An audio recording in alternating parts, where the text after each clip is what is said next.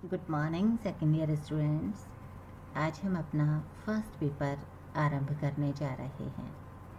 हमारा first paper है मध्यकालीन भारत का इतिहास 1200 ईस्वी से 1761 ईस्वी तक। ये हमारा फर्स्ट पेपर है। इस पेपर को अध्ययन की सुविधा की दृष्टि से दो भागों में बांटा गया है। पहला सल्तनतकालीन भारत, जिसका काल 1200 से 1526 ईस्वी तक माना जाता है, और दूसरा मुगलकालीन भारत, जिसका काल 1526 से 1761 ईस्वी तक माना जाता है। तो पहले हम इसका प्रथम भाग आरंभ करेंगे, सल्तनतकालीन भारत। इसमें पहला टॉपिक है सल्तनतकालीन भारतीय इतिहास के मुख्य स्रोत, अर्थात जिस सल्तनतकालीन भारत का हम अध्ययन करने जा रहे हैं उसके संबंध में हमारी जानकारी का आधार क्या है, उसके संबंध में हमारे जानकारी के स्रोत कौन से हैं। तो ऐसी बहुत सारी रचनाएं हैं जो सल्तनत काल के दौरान लिखी गई, जिनसे सल्तनतकालीन भारत को जानने और समझने में मदद मिलती है। इन रचनाओं में सबसे पहले नाम आता है तहरीके हिंद का। तहरीके हिंद, जिसे किताबुल हिंद भी कहा जाता है, इसके रचनाकार हैं अल-बरूनी, जिन्हें हम अबू रिहान के नाम से भी जानते हैं। ये अल-बरूनी महमूद गजनवी के साथ भारत आए और काफ़ी समय तक भारत में रहे। भारत के संबंध में अपने अनुभवों को इन्होंने लेखबद्ध किया एक रचना के रूप में, और उस रचना का ही नाम है तहरीके हिंद। इस रचना से हमें 11वीं शताब्दी के भारत के संबंध में जानकारी मिलती है, तथा इसमें महमूद गजनवी के समय के भारत की स्थिति का वर्णन किया गया है। एक और महत्वपूर्ण रचना है ताजुल मासिर। ताजुल मासिर, इसके लेखक हैं हसन निजामी। इस रचना से हमें मोहम्मद गौरी की आक्रमणों के संबंध में और कुतुबुद्दीन ऐबक और इल्तुतमिश के कार्यों के संबंध में जानकारी मिलती है।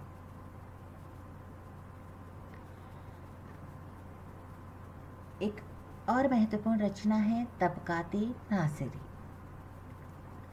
तबकाते नासिरी के लेखक हैं मिनहाजुस सिराज। इस रचना से हमें दिल्ली सल्तनत के आरंभिक इतिहास की जानकारी मिलती है। लगभग 13वीं शताब्दी के मध्य तक के इतिहास की जानकारी इससे हमें मिलती है, और दिल्ली सल्तनत के आरंभिक इतिहास के लिए ये काफ़ी महत्वपूर्ण रचना मानी जाती है। अगली महत्वपूर्ण रचना है अमीर खुसरो की रचनाएं। अमीर खुसरो सल्तनतकालीन इतिहासकारों में अमीर खुसरो का महत्वपूर्ण स्थान रहा है।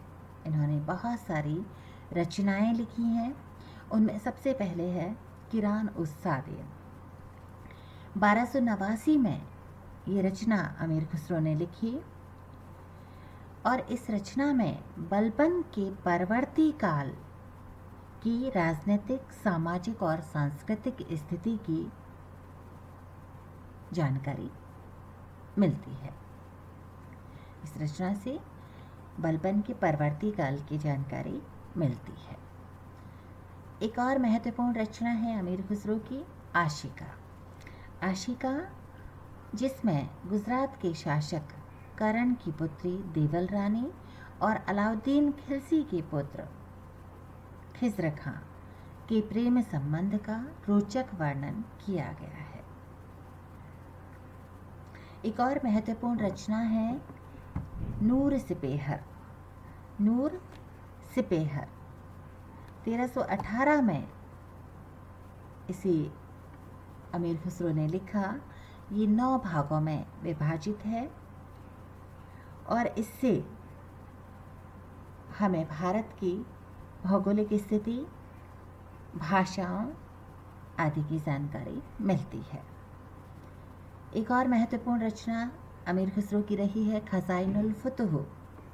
खज़ाइनुल फुतूह इसे तारीख़ अलाई के नाम से भी जाना जाता है और इस रचना में अलाउद्दीन खिलजी की विजयों के साथ उसके आर्थिक सुधारों की जानकारी मिलती है और साथ ही उसकी बाजार नियंत्रण प्रणाली का भी। अगली महत्वपूर्ण रचना है तारीख़ फिरोज शाही।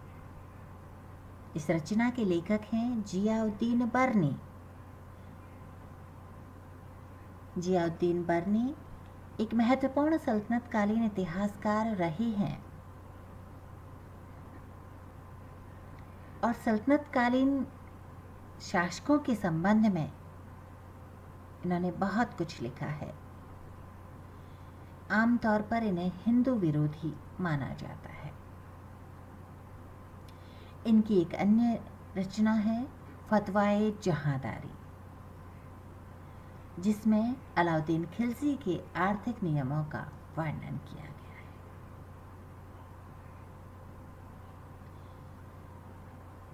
बर्नी की रचनाओं में अलाउद्दीन खिलजी का विस्तार से वर्णन किया गया है। अलाउद्दीन खिलजी की विजयों का, उसकी बाजार नियंत्रण प्रणाली का, उसकी आर्थिक सुधारों का वर्णन बर्नी ने विस्तार से किया है।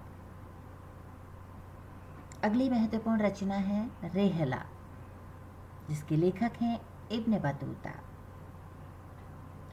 इब्न बतूता ये मोरक्को के निवासी थे और 1333 ईस्वी में मोहम्मद बिन तुगलक के शासनकाल में ये भारत आए। भारत में काफ़ी लंबे समय तक ये रहे। भारत के विभिन्न क्षेत्रों का इन्होंने भ्रमण किया और भारत के संबंध में अपने अनुभवों को एक रचना के रूप में लेखबद्ध किया। उस रचना का ही नाम है रेहला। इस रचना से भारत की राजनीतिक स्थिति, भारत की भौगोलिक स्थिति, तत्कालीन शासन व्यवस्था, सामाजिक स्थिति और आर्थिक स्थिति का इस रचना में वर्णन किया है। एक और महत्वपूर्ण रचना है तारीख़ मुबारक शाही। इस रचना के लेखक हैं याहिया बिन अहमद सरहिंदी। इस रचना में हमें मोहम्मद गौरी से लेकर सैयद वंश तक के शासनकाल की जानकारी मिलती है। एक और महत्वपूर्ण रचना है तारीख़ दाऊदी। इसके लेखक हैं अब्दुल्ला और इस रचना से हमें बहलोल लोदी के संबंध में जानकारी मिलती है, जो लोदी वंश के महत्वपूर्ण शासक हैं। एक और महत्वपूर्ण रचना है फुतूह उस सलातीन। फुतूह उस सलातीन इसके लेखक हैं ख्वाजा अबू बकर इसामी। इस रचना में महमूद गजनवी से लेकर मोहम्मद तुगलक के शासनकाल का वर्णन किया गया है।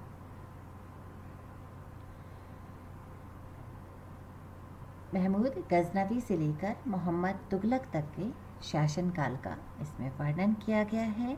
उस समय की राजनीतिक स्थिति का वर्णन किया गया है।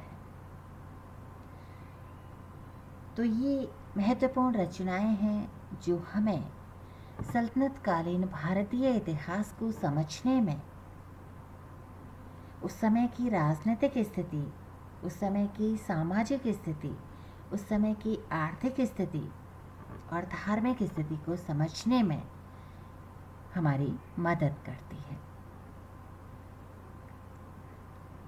तो ये आपके सिलेबस का पहला टॉपिक है। आज के इस वीडियो में इतना ही। अगले वीडियो में फिर मिलेंगे। धन्यवाद।